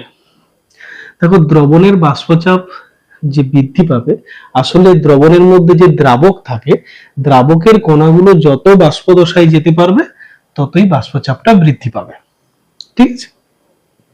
তো এখানে যদি আমি NaCl যোগ করি, তাহলে দ্রবণে দ্রাবকের যে দ্রাবের সংখ্যা বেড়ে যাচ্ছে, দ্রাবের সংখ্যা বাড়লে কিন্তু দ্রাবকের অণুগুলো বাষ্পীয় দশায় কম যাবে, সুতরাং এই অপশনটা হবে না। এবারে দেখো, 1.0 মোলার KI যোগ করলে আমার দ্রবণটা তো 1.0 মোলার KI, তাহলে পটাশিয়াম আয়োডাইডের যদি 1 মোলার দ্রবণে আবারও সেই একই সলিউশন যোগ করা হয়, তাহলে সেক্ষেত্রে দ্রাবক এবং দ্রাবের যে অনুপাত সেটা কোনো পরিবর্তন হবে না, সুতরাং যা ছিল তাই থাকবে, বৃদ্ধি পাবে না, তাহলে এটাও কিন্তু হবে না। এখানে বলা হচ্ছে 1.00 মোলাল, এক্ষেত্রেও তো একই ব্যাপার, সমপরিমাণ মোল দেওয়া হচ্ছে, ঠিক আছে। তাহলে এটার ক্ষেত্রে কোনো লাভ নেই। এবারে রয়েছে জল যোগ করলে, দেখো এই দ্রবণটা যদি পটাশিয়াম আয়োডাইডের একটা জলীয় দ্রবণ, সেখানে পটাশিয়াম আয়োডাইড কিন্তু দ্রাবক, দ্রাবক কোনটা? জল। তাহলে তাতে যদি এই দ্রবণে যদি আমি অতিরিক্ত জল দিই, তাহলে জলের পরিমাণটা বাড়ছে, জলের অণুর সংখ্যাটা বাড়বে, তার মানে বাষ্পীয় দশায় অনেক বেশি বেশি জলের অণুগুলো বাষ্পীয় দশায় যাবে। তার মানে এটাই হচ্ছে সঠিক উত্তর, যে এই দ্রবণটাতে যদি জল যোগ করি তাহলে কি হবে? দ্রবণের বাষ্পচাপ বৃদ্ধি পাবে। বোঝা গেল? এবার দেখো নেক্সট, নিম্নলিখিত জলীয় দ্রবণগুলির মধ্যে কোনটি স্ফুটনাঙ্কের উন্নতি সর্বনিম্ন হবে? এই ধরনের প্রশ্ন কিন্তু প্রায়ই আসে। তো সেক্ষেত্রে কি করব? দেখো এই চারটে অপশন রয়েছে, চারটে যে পদার্থ রয়েছে প্রত্যেকের জলীয় দ্রবণের কিন্তু গাঢ়ত্ব একই, 0.1 মোলার। তাহলে এইরকম যখন প্রশ্ন থাকবে তখন তোমরা কি করবে না, দেখবে কণা সংখ্যাটা কার বেশি কার কম। এখন স্ফুটনাঙ্কের উন্নতি এটা একটা কি সংখ্যাগত ধর্ম, কণা সংখ্যা যত বাড়বে স্ফুটনাঙ্কের উন্নতিও তত হবে, অর্থাৎ বেশি স্ফুটনাঙ্ক হবে। তাহলে এই যে পদার্থগুলো রয়েছে সেগুলোকে তোমরা কি করবে, আয়নে ভেঙে ফেলবে, আয়নে ভেঙে দেখবে কোনটাতে বেশি আয়ন উৎপন্ন হচ্ছে। ম্যাগনেসিয়াম সালফেটকে ভাঙলে দুটো আয়ন পাওয়া যাবে, NaCl কে ভাঙলে দুটো আয়ন পাবো, অ্যালুমিনিয়াম সালফেটকে ভাঙলে কিন্তু কটা পাবো? মোট 5টা আয়ন পাবো। তিনটে অ্যালুমিনিয়াম, দুটো অ্যালুমিনিয়াম 3+ আর তিনটে সালফেট SO4 2-, মানে মোট 5টা আয়ন। তার মানে কণা সংখ্যা এখানে 5। আর এটা হচ্ছে কি, এটা কিন্তু ইউরিয়া, ইউরিয়া কিন্তু আয়নে বিয়োজিত হবে না, এটা তড়িৎ অবিশ্লেষ্য পদার্থ। তাহলে এখানে কণা সংখ্যা কত হবে? একটাই থাকবে। তাহলে আমি দেখতে পাচ্ছি এই অ্যালুমিনিয়াম সালফেট যেটা আছে, এই অ্যালুমিনিয়াম সালফেটের কিন্তু বিয়োজনে বেশি কণা উৎপন্ন হচ্ছে, সুতরাং এই দ্রবণের স্ফুটনাঙ্কের উন্নয়ন বেশি হবে। তাহলে এবারে এখানে আমার প্রশ্নটা কি বলেছে না, কোনটা সর্বনিম্ন হবে, তার মানে যার কণা সংখ্যা কম সেটাই উত্তর হবে। এখানে কণা সংখ্যা কম কোনটা না, ইউরিয়া, ঠিক আছে। তাহলে উত্তরটা কি হবে? এই প্রশ্ন অনুযায়ী উত্তরটা হচ্ছে ইউরিয়া, ঠিক আছে। এবারে চলো নেক্সট, নিম্নলিখিত জলীয় দ্রবণগুলির মধ্যে কোনটির হিমাঙ্ক বেশি হবে?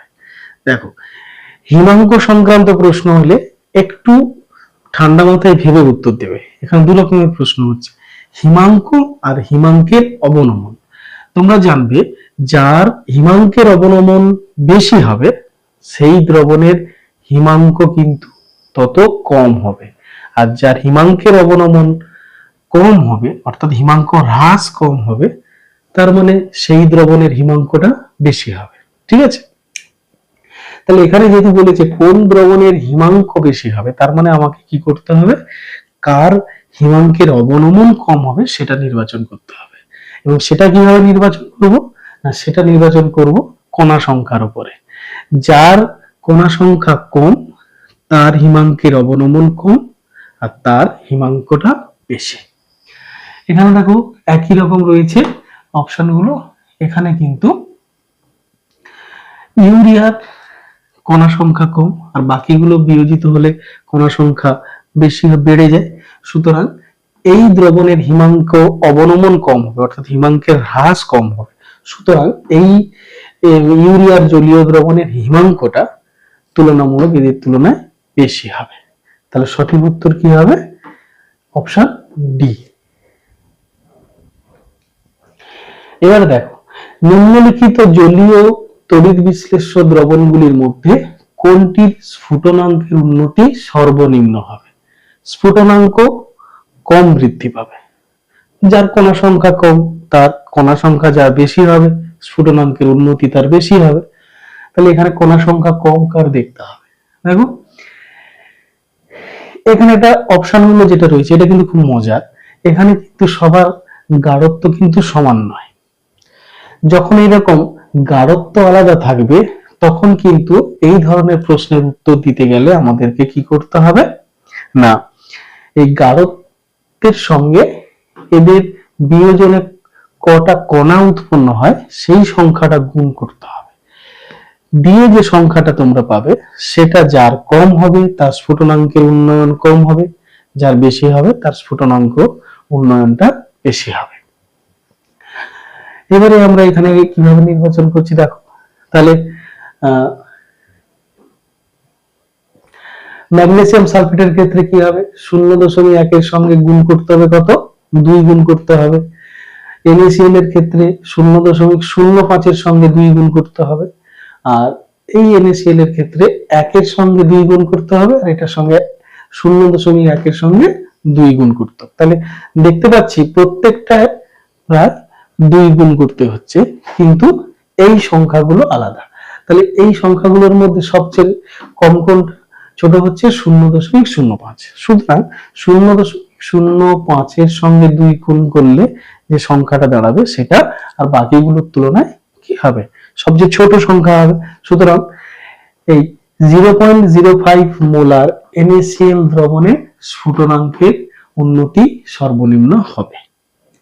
ঠিক আছে, তাহলে এইরকম প্রশ্ন থাকলে কিভাবে সলভ করতে হয় সেটা কিন্তু এখানে হিন্টস দেওয়া আছে, তোমরা প্রয়োজনে ভিডিওটা পজ করে মানে খাতায় লিখে নিতে পারো। ঠিক আছে, এরপরে দেখো এখানে দুটো দ্রবণ রয়েছে, একটা 8% আর একটা হচ্ছে 20%, এবং সেই দুটো দ্রবণের স্ফুটনাঙ্কের উন্নয়ন কত সেটা দেওয়া আছে।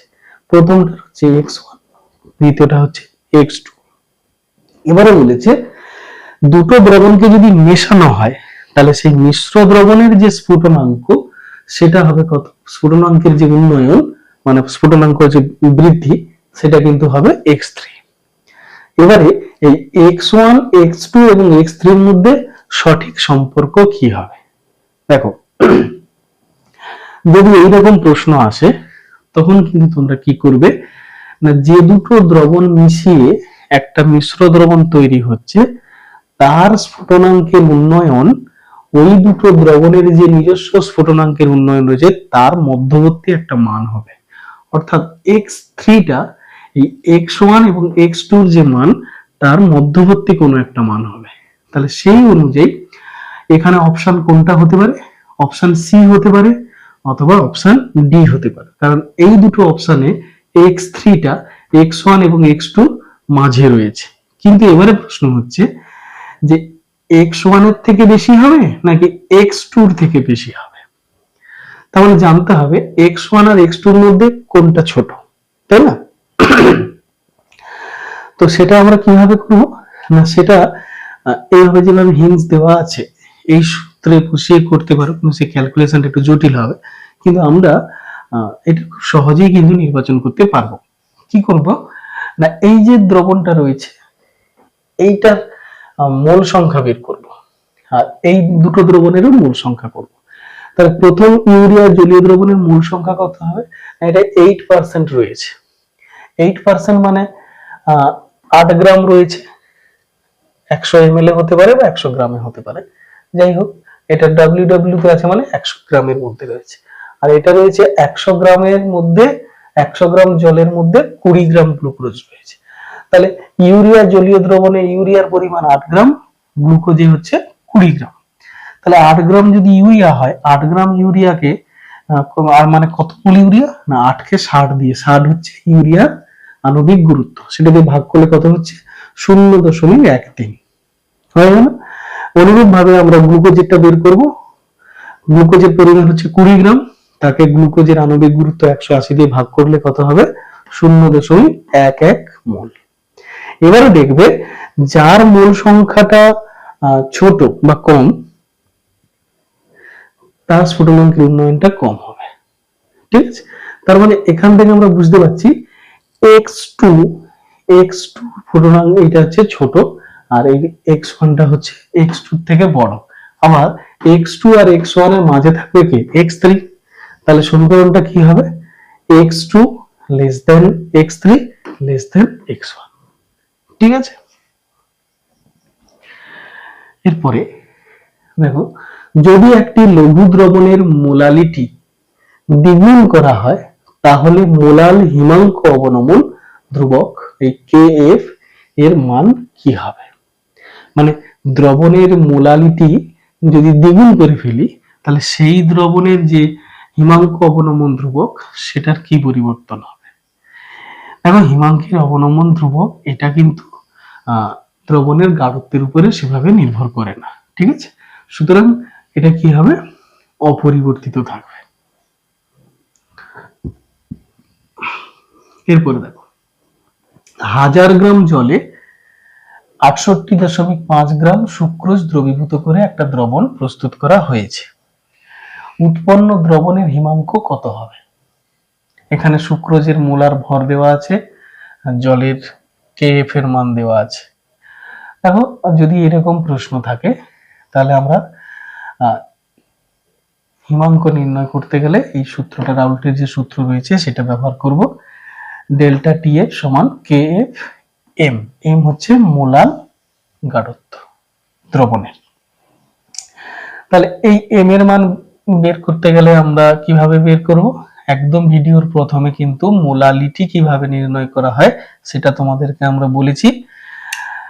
তো সেই অনুযায়ী, সূত্র অনুযায়ী আমরা m সমান বের করছি কি না, দ্রবণে দ্রাবকের যে পরিমাণটা রয়েছে সেটা দিয়ে বের করব। এখানে আমরা প্রথমে মূল সংখ্যা বের করে নিচ্ছি। এই দেখো, 68.5 কে যদি ওই সুক্রোজের আণবিক গুরুত্ব দিয়ে ভাগ করি তাহলে কত বের হচ্ছে, 0.2 মোল।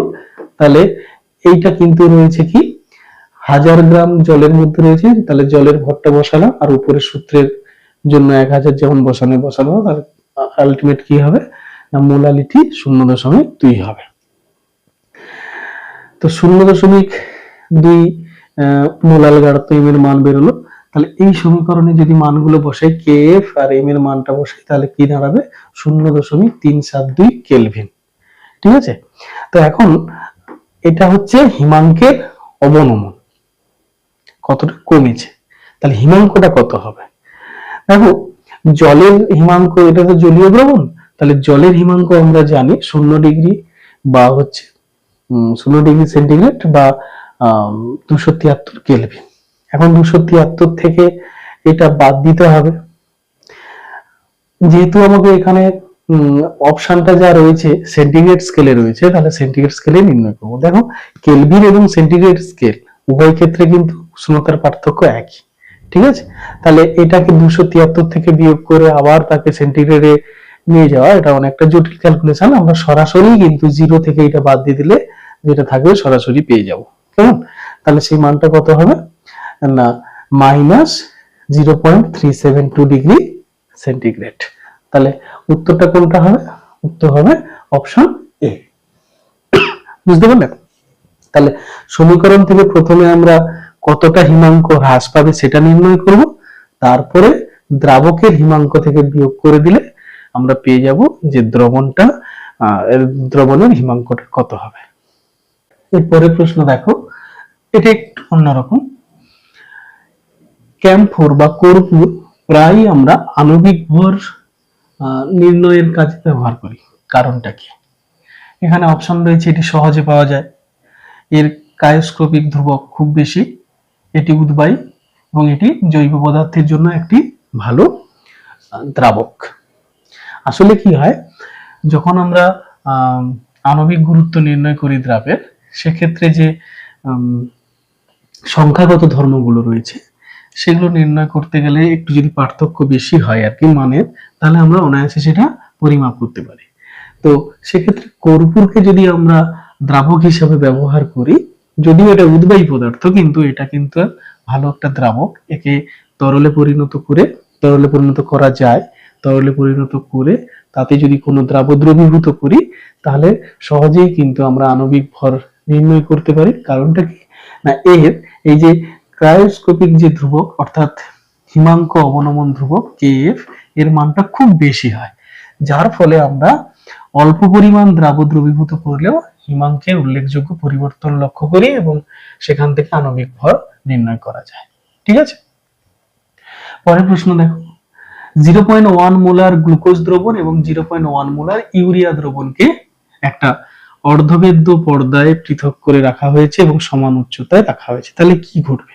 দেখো, এটা অভিস্রবণ চাপ সংক্রান্ত একটা প্রশ্ন। আমরা জানি যদি দুটি ভিন্ন গাঢ়ত্বের দ্রবণকে অর্ধবেদ্য পর্দায় রাখি পৃথক করে, তাহলে কম গাঢ়ত্বের দ্রবণ থেকে দ্রাবক বেশি গাঢ়ত্বের দ্রবণে প্রবেশ করে, তাই তো? এখানে যেহেতু একই গাঢ়ত্বের রয়েছে দুটো দ্রবণ, তাহলে এক্ষেত্রে কিন্তু কোনো নিট গতি হবে না। তাহলে উত্তরটা কি হবে? Option A. 0.1 মোলার গ্লুকোজ দ্রবণ এবং তার সঙ্গে 0.1 মোলার NaCl দ্রবণকে সেই একই রকম ভাবে অর্ধবেদ্য পর্দার দ্বারা পৃথক করা হয়েছে সমান উচ্চতায়, তাহলে কি ঘটবে? দেখো, আগের যেটা ছিল সেখানে সমান গাঢ়ত্ব ছিল এবং তারা কিন্তু তড়িৎ অবিশ্লেষ্য ছিল। এখানেও সমান গাঢ়ত্বের দুটো দ্রবণ যদিও, কিন্তু একটা তড়িৎ বিশ্লেষ্য পদার্থের, একটা তড়িৎ অবিশ্লেষ্য পদার্থের। এখন তড়িৎ বিশ্লেষ্য পদার্থ মানেই এটার কিন্তু অভিস্রবণ চাপটা বেড়ে যাবে। যেহেতু এর অভিস্রবণ চাপটা বেশি হয়ে যাচ্ছে, সেই কারণে গ্লুকোজ দ্রবণ থেকে কিন্তু দ্রাবক অর্থাৎ জল NaCl এর দিকে প্রবেশ করবে। ঠিক আছে, তাহলে উত্তরটা কি হবে? Option B. এরপরের প্রশ্ন দেখো, একটি দ্রবণে অনুদ্বায়ী দ্রাবের ভর দেওয়া আছে, তার আণবিক ভর m2 বলা হয়েছে এবং দ্রবণের আয়তনও বলে দেওয়া হয়েছে v লিটার। তাহলে এই নিচের কোন সমীকরণটা এর ক্ষেত্রে প্রযোজ্য? যেমন এটা একটা সমীকরণ সংক্রান্ত প্রশ্ন, এটা খুব সহজ। তো এটার জন্য আমরা কি ব্যবহার করব? অভিস্রবণ চাপের যে সমীকরণ পাই সমান CRT, সেটা ব্যবহার করব। এই C হচ্ছে মোলার গাঢ়ত্ব। এইটাকে যদি আমরা এইভাবে একটু লিখি, মোলার গাঢ়ত্ব সমান কি? দ্রাবের মোট পরিমাণ ডিভাইডেড বাই তার আণবিক ভর এবং দ্রবণের আয়তন। তো সেই মানগুলো বসিয়ে দিলে আমরা কি দেখতে পাচ্ছি না, m2 সমান w2/v ইন্টু RT/পাই। এটা কার সঙ্গে ম্যাচ করছে? অপশন সি এর সঙ্গে। তাহলে উত্তরটা কি হবে? Option C. এবার দেখো নেক্সট, নিম্নলিখিত কোন কলিগেটিভ ধর্মটি প্রোটিন অথবা পলিমার বা কলয়েডের এইরকম পদার্থগুলির আণবিক ভর সর্বাধিক নির্ভুলতার সঙ্গে নির্ণয় করতে পারে? এখানে যে চারটি অপশন রয়েছে, চারটি সংখ্যাগত ধর্ম রয়েছে, কোনটার সাহায্যে আমরা এই পলিমার বা কলয়েড বা প্রোটিনের মতো উচ্চ আণবিক ভর বিশিষ্ট পদার্থের আণবিক ভর নির্ণয় করি? তো দেখো, উচ্চ আণবিক ভর বিশিষ্ট যে পদার্থগুলো, সেটা যখন সামান্য পরিমাণ আমরা নিয়ে পরীক্ষা করি, সেক্ষেত্রে কি হয়? মোলার কনসেন্ট্রেশনটা কমে যায়। ঠিক আছে, সেই কারণে হিমাঙ্কের অবনমন বা স্ফুটনাঙ্কের উন্নয়ন বা বাষ্পচাপের আপেক্ষিক অবনমন, এই সংখ্যাগত ধর্মের সাহায্যে কিন্তু আণবিক ভর নির্ণয় করাটা নির্ভুল হয় না। ঠিক আছে, অভিস্রবণ চাপ এটা কিন্তু ডাইলিউট সলিউশনের ক্ষেত্রেও প্রযোজ্য হয়। ঠিক আছে, সেই কারণে আমরা অসমোটিক প্রেসার মেথডটাই বেশি ব্যবহার করে থাকি। তাহলে উত্তরটা কি হবে? অপশন এ, অভিস্রবণ চাপ। দেখো, রক্তকণিকাগুলি কোন ধরনের দ্রবণে তাদের স্বাভাবিক আকৃতি বজায় রাখে? রক্তের মধ্যে যে রক্তকণিকাগুলো রয়েছে, সেই কণিকাগুলোর একটা গাঢ়ত্ব রয়েছে, একচুয়ালি মোলার গাঢ়ত্ব রয়েছে। যদি তার চেয়ে বেশি মোলার গাঢ়ত্বের দ্রবণ রক্তে মিশ্রিত করা হয়, তাহলে কিন্তু সেক্ষেত্রে কি হবে না, রক্ত কণিকাগুলো থেকে তরল পদার্থ ওই বেশি ঘনত্বের দ্রবণে প্রবেশ করবে। এতে রক্ত কণিকাগুলো চুপসে যাবে, তার মানে আকৃতি বজায় থাকবে না। যদি হাইপোটনিক দ্রবণ হয়, তাহলে সেক্ষেত্রে কি হবে? কম ঘনত্বের দ্রবণ থেকে তরল পদার্থ বা দ্রাবক রক্ত কণিকাগুলোর ভেতরে প্রবেশ করবে আর রক্ত কণিকাগুলো ফুলে যাবে এবং ফেটে যেতে পারে। ঠিক আছে, তাহলে এক্ষেত্রেও আকৃতির পরিবর্তন হচ্ছে। কিন্তু যদি সম ঘনত্বের দ্রবণ হয়, তাহলে সেক্ষেত্রে কিন্তু কোনো দ্রাবকের কোনো দিকেই কিন্তু কোনো গতি থাকবে না। অর্থাৎ কিছুক্ষণ আগে যে প্রশ্নটা আমি আলোচনা করেছিলাম, গ্লুকোজ এবং ইউরিয়ার যে সমমোলার দ্রবণকে ওই পৃথক পর্দা দিয়ে পৃথক করে রাখা হয়েছিল, সেক্ষেত্রে দ্রাবকের কোনো নির্গতি পাওয়া যায়নি, সেই কনসেপ্ট থেকে কিন্তু এটা একটা অন্যরকম প্রশ্ন করা হয়েছে। ঠিক আছে, তাহলে উত্তরটা কি হবে? রক্তের সঙ্গে আইসোটোনিক দ্রবণে রক্তের কণিকাগুলো স্বাভাবিক আকৃতি বজায় থাকবে। তো এখানে এই যে চতুর্থ যে অপশনটা রয়েছে, এখানে একটু তোমাদের কিন্তু পাজল করতে পারে। এখানে দেখো রয়েছে রক্তের সঙ্গে ইকুইনর্মাল দ্রবণ। এখন তোমাদের মনে হতে পারে ইকুইনর্মাল দ্রবণটা হচ্ছে কি, নর্মালিটি যদি 1 হয় তাহলে সেক্ষেত্রে তো গাঢ়ত্ব সমান হচ্ছে, তাহলে এই অপশনটা কেন হলো না? দেখো, দুটো দ্রবণের নর্মালিটি সমান হলে কিন্তু মোলারিটি সমান নাও হতে পারে। মূলত এটা আইসোটোনিক হাইপারটোনিক এই যে কনসেপ্টটা, এটা কিন্তু মোলার গাঢ়ত্ব নিয়েই করা হয়। ঠিক আছে, তো নর্মালিটি দিয়ে আমরা এটা বিবেচনা করব না, সেই কারণে এই অপশনটা হলো না। অপশন বি হচ্ছে সঠিক উত্তর। পরের প্রশ্ন দেখো, 5% কেন সুগারের একটি দ্রবণ যার আণবিক ভর 342, আর একটা পদার্থ 1% তার দ্রবণের সঙ্গে আইসোটোনিক, তাহলে এই এ পদার্থের যে দ্রবণটা রয়েছে সেখানে এ পদার্থের আণবিক ভরটা নির্ণয় করতে বলা আছে। তাহলে দুটো আইসোটোনিক দ্রবণের মধ্যে একটা যদি অজানা কোনো দ্রবণ থাকে, তার দ্রাবকের আণবিক ভর কিভাবে নির্ণয় করা হয় সেটা আমরা এই প্রশ্নের সমাধান থেকে জানতে পারবো। দেখো, যে তারা যেহেতু কেন সুগার এবং এ পদার্থ এই দ্রবণ দুটো আইসোটোনিক, তাহলে আমরা বলতে পারি C1 সমান C2। C1 হচ্ছে প্রথম কেন সুগারের মোলার গাঢ়ত্ব, আর C2 টাকে আমরা ধরলাম এ পদার্থের দ্রবণের মোলার গাঢ়ত্ব। তাহলে আইসোটোনিক মানে দুটো মোলার গাঢ়ত্ব সমান। এবারে C1 আর C2 এর মানটা যদি আমরা নির্ণয় করি, সেটা কিরকম হবে? C1 টা কিভাবে হবে না, কেন সুগারের পরিমাণ কত আছে 5% মানে 5 গ্রাম, তার সঙ্গে সূত্রের 1000 এবং 342 তার মোলার ভর, আণবিক ভর যেটা রয়েছে, এবং এখানে দ্রবণের যে আয়তন সেটা বসানো হলো। 5% মানে হচ্ছে 100 ml। ঠিক আছে, সেই কারণে 100 বসলো। অনুরূপ ভাবে এ পদার্থের ক্ষেত্রেও কিন্তু বসালাম, এ পদার্থের পরিমাণ না এখানে 1, আর তার আণবিক গুরুত্বকে ধরা হয়েছে mA, এবং এখানেও যেহেতু 1% তাই এখানে 1 ml 100 ml ধরা হলো। ঠিক আছে, তো এইটা সমাধান করলে m এর মানটা বেরিয়ে আসবে। mA সমান কত হচ্ছে 68.4। তাহলে সঠিক উত্তরটা কি হবে? Option C 68.4। বোঝা গেল তো? নেক্সট, দুর্বল তড়িৎ বিশ্লেষ্য AXBY এর বিয়োজনের মাত্রার সঙ্গে ভ্যান-টপ গুণকের কি সম্পর্ক রয়েছে? দেখো, বিয়োজন মাত্রা এবং ভ্যান-টপ গুণকের মধ্যে যে সম্পর্ক সেটা হচ্ছে আলফা সমান I-1 ডিভাইডেড বাই n-1। এখানে আলফা হচ্ছে বিয়োজন মাত্রা, I হচ্ছে ভ্যান-টপ ফ্যাক্টর, আর n হচ্ছে বিয়োজনে উৎপন্ন মোট আয়ন সংখ্যা। তাহলে প্রথমে আমার এই n এর মানটা যদি আমরা বের করে নিতে পারি, তাহলে রিলেশনটা আমরা পেয়ে যাব। দেখো, AXBY যদি বিয়োজিত হয় তাহলে কিরকম হবে?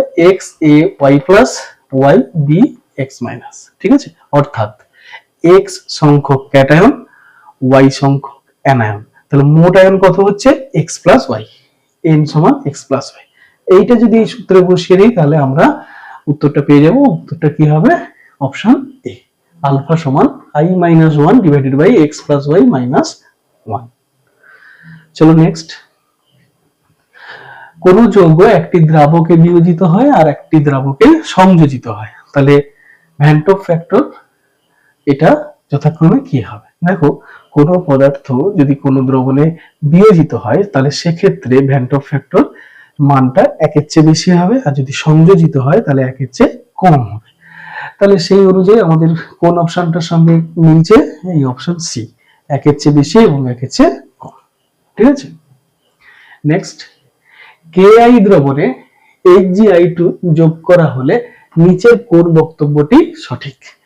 এই প্রশ্নটা অত্যন্ত গুরুত্বপূর্ণ, একটু অন্যরকম এবং মজাদার। আমার আজকের ভিডিও এটা শেষ প্রশ্ন, চলো এটা ভালো করে বোঝার চেষ্টা করো।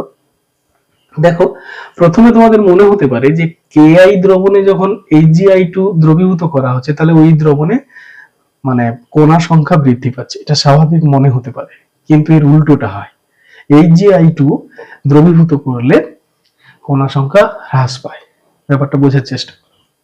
দেখো, যখন আমরা পটাশিয়াম আয়োডাইড দ্রবণে HgI2 দ্রবীভূত করি তখন একটা জটিল যৌগ তৈরি হয়।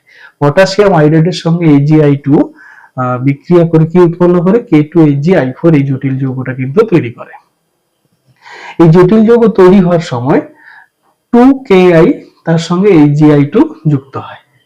এখন দ্রবীভূত যখন আমি না করছি, দ্রবীভূত করার আগে এই 2Ki এটা বিয়োজিত হলে কিন্তু 2K প্লাস 2I মাইনাস অর্থাৎ 4টে আয়ন উৎপন্ন করে, অর্থাৎ 2Ki থেকে 4টে কণা তৈরি হয়।